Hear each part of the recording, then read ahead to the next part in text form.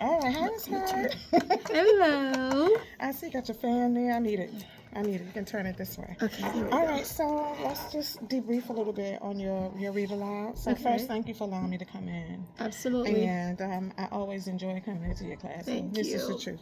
You're my baby. I feel like you are. Oh, thank you. Anyway, so thank you for allowing it, and I can tell that you set clear expectations in your classroom in terms of Thank like you. the learning environment, and it's evident by your classroom agreements. You know, when your students start to speak out of turn, Mm-hmm. you said rule number two, and they all recited it. What was it that they said? Raise your Raise your hand hands for for permission permission to to speak, speak. and that supports positive student behavior. It's learning environment. That is all. It all falls under 2D and the Danielson framework. Okay. Good. All right. So, however, no, not however, No, no, no. not however. That's okay.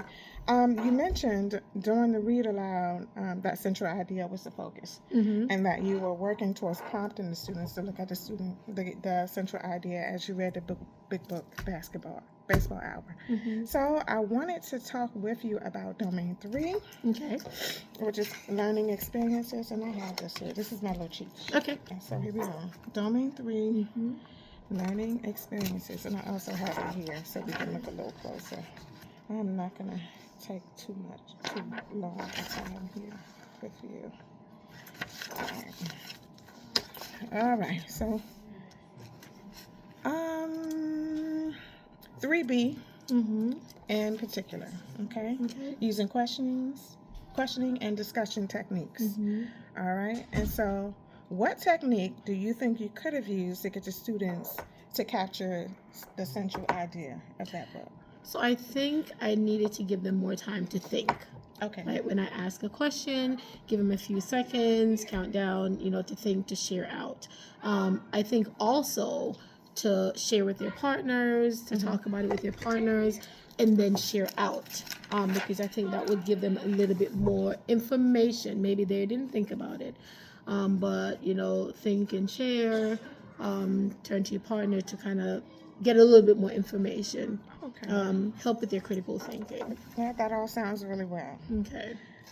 But we didn't get a chance to do those things, right? No. Because you asked a lot of it. So it was a lot of teacher Mm-hmm. questioning, Mm-hmm. but not a lot of the answers that we really wanted to get. So I wanted to discuss a little bit with you some techniques Okay. and some questions that you could ask Okay. during before you read the story Mm-hmm. aloud, how you can pause throughout the story to ask some more questions, and then kind of synthesizing it and pulling it all together in terms of some techniques to really get the central idea of it. Okay. Okay. All right. So we answered that one question. Let's look in this book real Alrighty. quick, and let's take a look at some before questions that you might want to ask. Okay.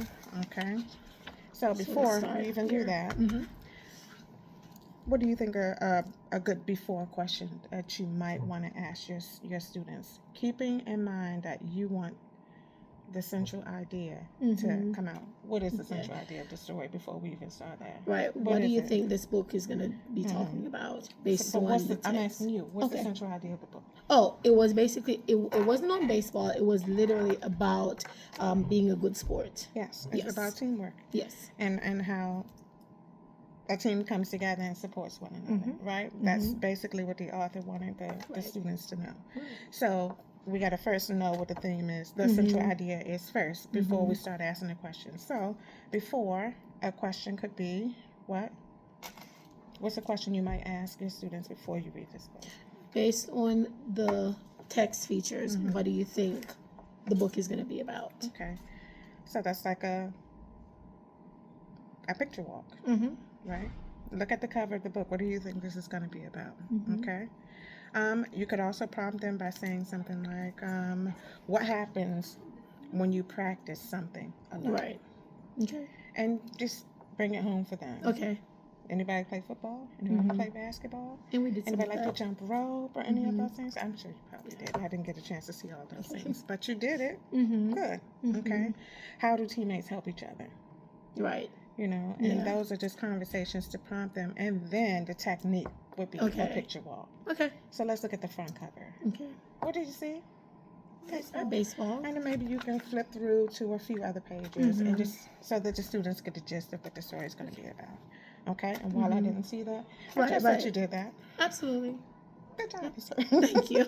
Okay, so during, what are some questions during this story? While we're reading? Yeah, while you're reading. So, it's important to notice, before I let you answer, I'm sorry, that we read this book before we actually read it to the students. And that way you can anticipate or find places in the book to put a sticky note and then have those questions ready. The students, they're going to have some questions, but we got to go back and probe and dig deeper to make sure that the central idea is achieved. Okay? So, let's say a drawing one. Let's see. We kind of stayed on this for a little while about, just past practice skills. And that's when I asked them about if any of them played sports and how their practice was. And we talked about drills and give some examples of drills that they do in their sports. Okay. Yeah. Okay. So his drill was one of the power words too. So practice is a word that I kept hearing popping up. Okay. So one question could be, what are the players doing together right now? Okay. So right now, what are they doing? They're running together. They're jogging the outfield, right? That's something else. You could say, there's another one.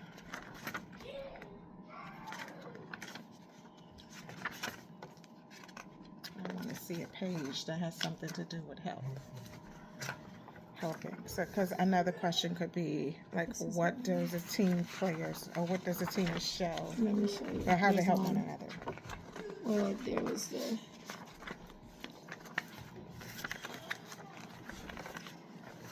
This one showed more teamwork. What are they doing? What does a team do together? Right. So that's a good one. Page 31. So you could have flagged it, and there could be several questions just around here. I remember you stopping and you're asking about the wheel, but it was really a surface level question. What do you think they're doing? You know what I mean? When it could have been something like, how are they working together right now? They deep dive into it. Okay. How are they showing teamwork right now? Because the overall theme is teamwork, and that's what the central idea of the story is.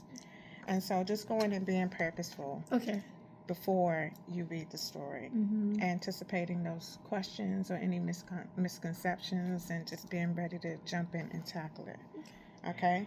And so a think aloud could be a technique. Like, I noticed that they're stretching, they're running, and they're throwing. And to me, it sounds like the author wants me to know, or wants us to know, that it takes a lot of work to work as a team. You know, just verbally saying that aloud so that the students can hear you thinking aloud. So that's one strategy. Giving a prompt, which was the picture walk that we talked about. Okay? And so then at the end, what are some questions that we could ask towards the end of the story, or when the story is over? This is when we're pulling it all together, and we now want the students to be able to tell what the central idea is. So what do you think that looks like? So we talked about the game of baseball and compared to other sports, and then talked about, so how do you play when you go to play? Is it just one person? You know, they talk about the team working together. And supporting each other, because we used this picture to talk about what the team was doing. Was anyone upset? Was anyone crying? If, just how they're supporting each other. And then we talked about because we introduced it yesterday as far as being a good sports. So we talked about how are they being good sports at this point. Okay. Sounds good.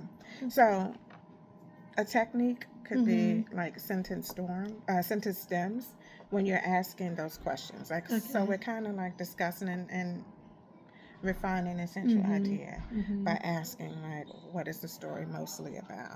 Or why do you think the author wrote this story?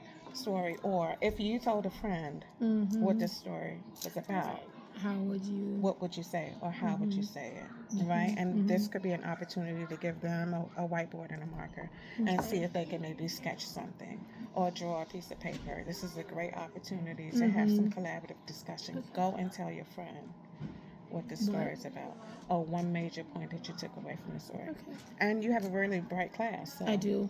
they can manage it.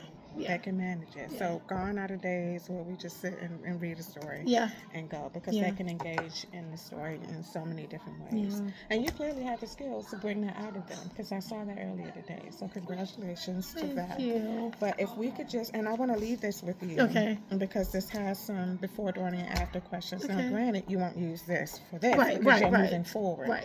But I would like you to still have that frame of thinking as you tackle your next book. Okay. What are some questions that you're going to ask before, during, after? Make sure you read the entire story, fully understand the concept that you're teaching before you give it to the students. And if we can do that, if you're able to do that, and I believe you are, you're going to hit a lot of domains. You're going to hit 1C. You're going to be setting instructional outcomes. 2B.